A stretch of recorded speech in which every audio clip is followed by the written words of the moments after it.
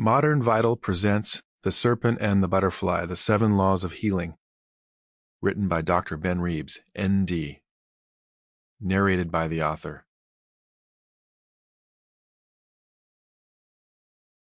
Introduction.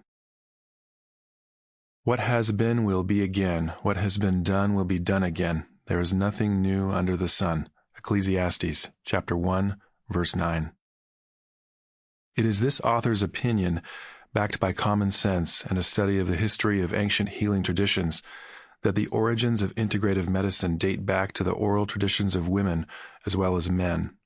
Though impossible to prove, it is this author's thesis that women were likely the first integrative medicine practitioners by virtue of the natural responsibility of their biology. Newton is famous for the expression that he stood on the shoulders of giants, meaning he had discovered truths which were grounded in the past discoveries of other great innovators.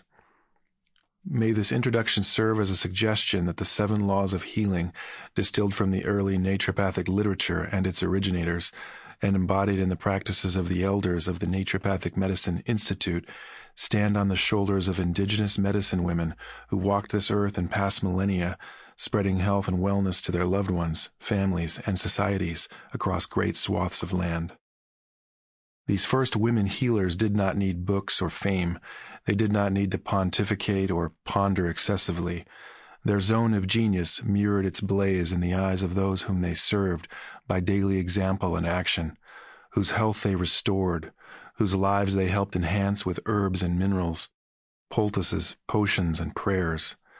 An empirical tradition grounded in evidence-based observation and informed by a paradigm of health, not a paradigm of disease.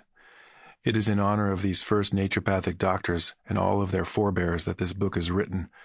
May this book serve as but an inkling, a gentle invitation to understand the laws upon which our great-great-great-grandmother's kitchen table wisdom was founded, back when the kitchen table was a mere fire pit, a tent, a pine needle-laden forest floor, or some natural place one only need take a moment to imagine in the mind's eye. This book is written in hope that the laws of healing distilled here may be made more accessible and more easily embodied in our lives right now, throughout the world. If this author has made but one small, humble step in such a direction, then he will have succeeded in serving the world.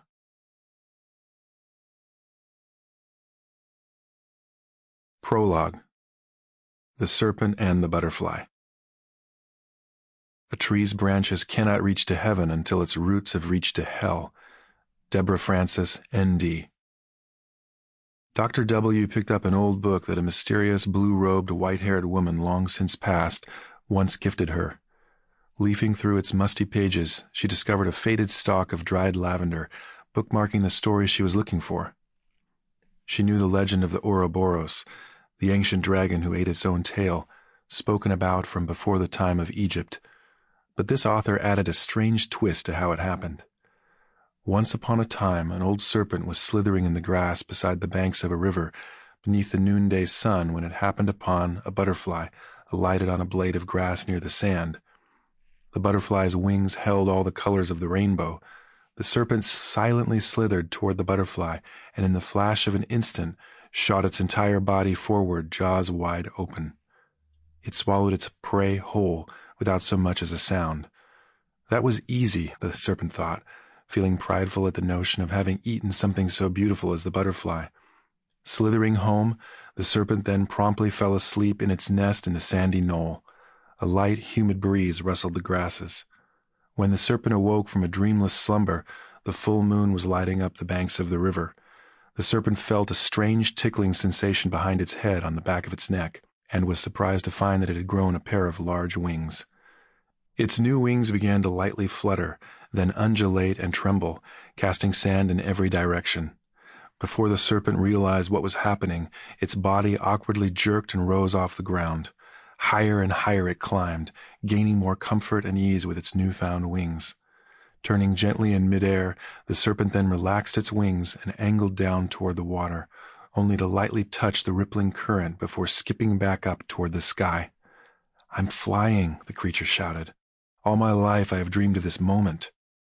All night the winged serpent flew until the sun began to rise in the far east, above Sample complete. Ready to continue?